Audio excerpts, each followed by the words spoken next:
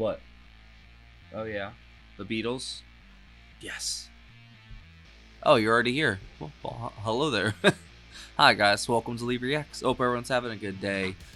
You know I am, because guess what? It's Beatles Sunday, Tuesday, Saturday night, whatever the frick it is. Because, you know, it gets blocked at sometimes. It takes a day or two to go up, and here we are. This is courtesy of our patron, Clay. Thank you for your support, Clay. I truly, really, from the bottom of my heart, I appreciate you and all of the patrons and just watchers. You guys mean a lot to me. You really do. This channel does, and I don't know, man. I'm just feeling really grateful today. We're going to be listening to Twist and Shout live at the Royal Variety Performance. I just read a whole bunch of stuff. Apparently, the Royal Variety is a charity for Her Majesty. It was held in the presence of Her Majesty Queen Elizabeth, the Queen Mother, Her Royal Highness Princess Margaret. This was the year Beatlemania hit this, basically.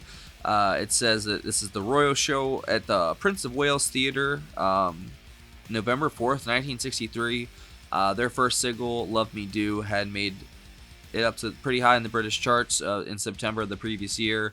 In January of 63, Please Please Me topped the charts, and then in April, From Me to You topped it. Like, they were just throwing hits after hits after hits out in the very beginning. And yeah, Beatlemania took over in 63. So yeah, the timing was really good. ITV chose to broadcast the show and recorded their most viewed show of all time when it was broadcast a week later on the 10th of November to 21.2 million people. That's absolutely insane. The group achieved their fourth British #1 single with I Wanna Hold Your Hand days after the broadcast. Like, what a couple weeks for the gentleman there. Like just a year. What a decade. You know what I mean? Like, it's just, I don't know. These guys are crazy. Sorry, I just like giving you all a little info on it. You know, I know y'all probably already know this, but I don't, so I'm learning. All right, Twist and Shout live at the Royal Variety Performance by the Beatles in 3, 2, 1, go. Thank you again, Clay, my friend. Thank you. For our last number, I'd like to ask your help. Johnny. But the people in the cheaper seats, clap your hands. And the rest of you, if you just rattle your jewelry. There you go. Oh. Is that the Queen Mother? We'd like to sing a song called Twist and Shout.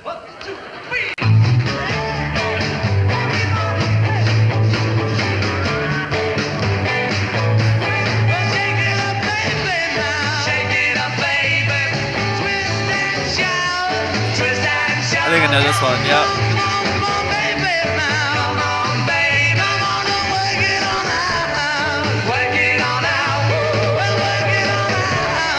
John's vocals, man. Wow.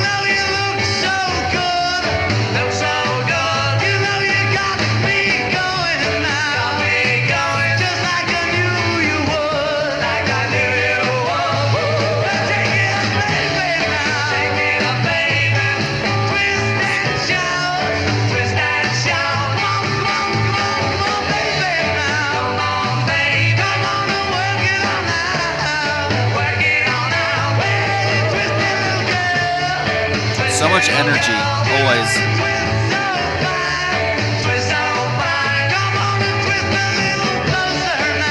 You know these guys are on top of the world right now.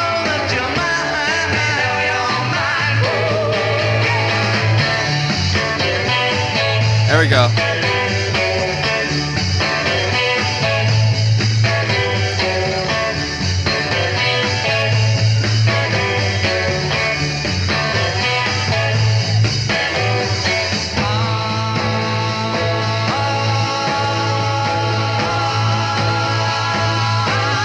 Look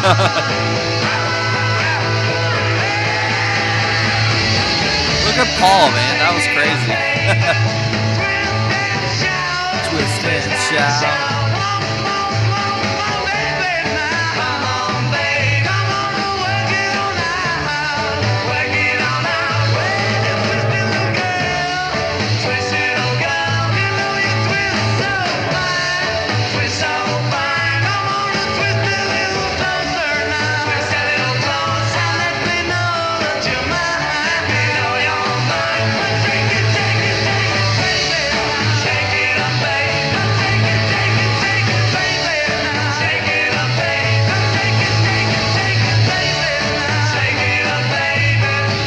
Wow, man.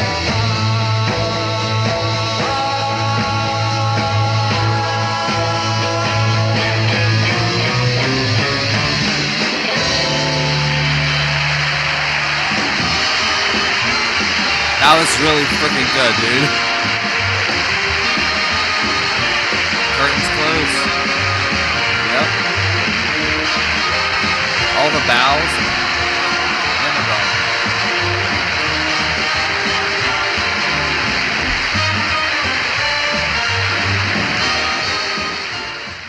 That was so awesome, man. It's just so endearing just to see them in this phase, you know, like they were probably on top of the world. Like, just they're just four young guys, you know, from the city. I don't know if it's Liverpool or wherever y'all said it was, but I feel like it's just such a charming presence they have. You know, they're all just so energetic, especially Paul. Like Paul's just like the Energizer Bunny all over the place. It's funny that Ringo's like the most chill out of all of them, and he's the drummer. You know, and then maybe George. Well, and then John too. John's pretty chill, but in the beginning, John seemed like he was a little very you know, energetic like Paul is. Paul never lost that, but John kind of morphed into a more relaxed, you know, the future John. You know what I mean, like John Lennon. But in the beginning, like he was young too. Then and it's just I don't know, man. I just love their charisma. Like they just scream out like "love me," you know. Like it's impossible not to love that. Like I don't know if maybe there's, you know, haters out there on the Beatles because they're popular. No matter what, you know, I'm a fan of Star Wars, like the original trilogy of Star Wars. That there's nothing more, like there's so much hate that goes towards that franchise, and it's from its own fans usually. You know what I mean? So I don't think it's the same for the Beatles, though. I feel like the Beatles fans, I mean, they debate and argue amongst themselves what's best, just like all fandoms do, but they seem to be a very positive bunch, and especially the ones that have come on this channel. Like, y'all have been the most just endearing and forthcoming group of people I've ever met, and y'all have freely shared all this wonderful knowledge with me, and I'm forever thankful for it, because this band, ever since that A Day in the Life video, man, they changed my life, just like them. And Yes, dude, they're at the top of the pinnacle for me on this channel, and like actual breakthroughs happening. Like once I heard that A Day in the Life, that was my first Beatles song knowingly, because I think I've heard this before, like at school dances and stuff or whatever, and on TV and everything. So I've heard the chorus at least. I haven't heard the full song, but that just seeing that performance alone in front of the Queen, I mean, goodness gracious, man, good for them, dude. That is so cool, and that's in the beginning too. Like, you know, like, well, towards the beginning, not exactly the beginning, but I mean, that's just so cool, dude. Like, I think my favorite part of this is the guitar, obviously by George and John. Fantastic work between them going back and forth. And then John's vocals, man, he had some power in this. All three of them did, when they were just like screaming into the mic basically, especially John. And then at the end, Paul and George are kind of getting a little rowdy there around the mic. I thought that was really cool. Like I said, I love seeing Paul's energy, him just jumping around. Like I said, he's like the heart of the band. He's the spark plug almost. And then Ringo was doing his thing there towards the end there. Like once that, like the one transition happened, he had like that one kind of rhythm and feel that I really enjoyed. But for the most part, it was pretty simple. You know, I think most of the fun and sound was heard in the bass and the guitar and the vocals. And in for this song, even though Ringo has many songs that he shines in, I think he wasn't as featured as much in the song. But also that could be the recording too. You know, I don't know, man. I just love this band. If it's not evident, I'm kind of blocking everything with Emerson, Lake and Palmer, the trilogy, the cover. But you know, like I got my Butcher cover kind of hidden too. Everything's kind of hidden. King Crimson's Eating Tarkus. What are we doing with these albums tonight? I don't know what's going on. I don't know, man. Like they're just so good. Like, being honest, like I listen to them outside of the channel a lot. They're one of my most played bands, especially for the girls. Like, they love Yellow Submarine. Oh my god, I'm almost tired of that song at this point. How many times I've played it for them, and they just love hearing it over and over and over. I've been trying to slowly kind of, you know, introduce them to the Beatles. Like, I've got all the nice books y'all sent me, and I have them out for them. And Danica saw me reading the one book the other day that McCartney wrote, the lyrics one. and she looked at it with me for a little bit, and I thought that was cute. So I'm trying to introduce them young to some good music, because if I'm not, who is, and the music they're going to find nowadays, like the popular stuff that's, the kids listen to, I'm not going to lie, I'm not impressed. Not impressed in the slightest, but, that could just be me, being 30 and yelling at the clouds like I, know something. But I don't know, man. I just feel like the heart and soul of music has just been ripped out of it and just bought and sold to the highest bidder. Sometimes the lowest bidder, too. You know what I'm saying? Like, the industry was already brutal to begin with, and now it's brutal, but like on a different scale now. Like, there's no more musicians living in vans and driving from show to show. I mean, that maybe like on a very small scale, like a microcosm, that might happen still. I mean, there's still bands that have to get to events and do all that, but you know what I mean? Like the whole 70s, living in the van, smoking pot, going from show to show.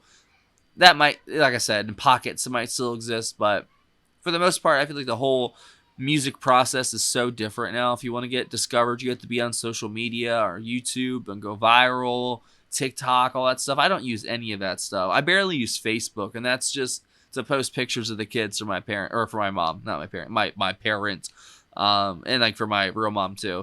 So I don't know. I'm not a social media guy. That's why this channel will never have a Twitter or a TikTok or attempt. I mean, I do shorts. If you ever see me do a short, it's just for comedy, basically. I like doing little funny shorts. But other than that, I'm here to listen to music and go on a journey of self-discovery with you guys. And I just kind of videotape me listening to this music, and I tell you what I feel about it and what it helped me with or what it didn't help me with and what I liked about it. It's not that hard.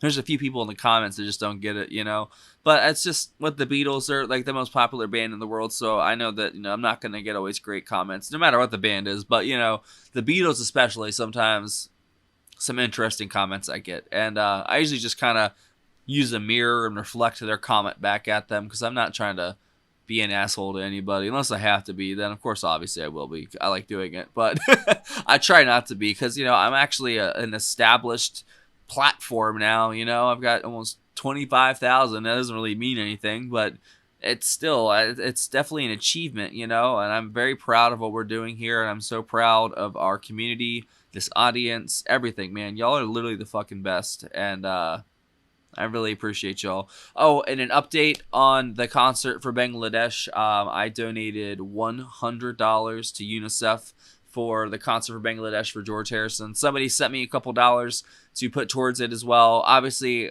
I haven't made any money off the video yet. I usually won't know until like the end of the month sort of thing for that one, and wait once the copyright claim expires. And obviously, I'm not going to make anywhere close to that on that video. Maybe like $15. You know what I'm saying? So I just took it upon myself to donate that. I'm not like I'm not asking for, hey, but I just, gotta dodge it. Didn't get me, AI camera. I just wanted to give you all an update on that, since I did say that I was going to donate some money, and I did. So thank you for watching. That was great. Obviously, it was Twist and Shout, and it was fantastic. And the Beatles forever, my friends. And I will see y'all next time. If you only watch the Beatles videos, I will see you for another one later. And if you're ready for the next one, it should be starting soon, probably. And that's it. Patreon right here. That's a picture of it. Hide. Motherfucker. There's a link in the description. If you join the $15 tier or up, you get one free request a month. If you join any tier, you get access to all of our block videos, our full album reactions to the Beatles. We've got Sgt. Pepper, Abbey Road, the White Album at half. We've got Revolver in full, half of Please Please Me. There's a lot of stuff out there, and some singles, other bands as well. And you get access to our Patreon Discord if you want to come talk with us. There is also a PayPal and Cash App in the description for tips, requests, and anything else. Thank you again, Clay. You rock. Adios.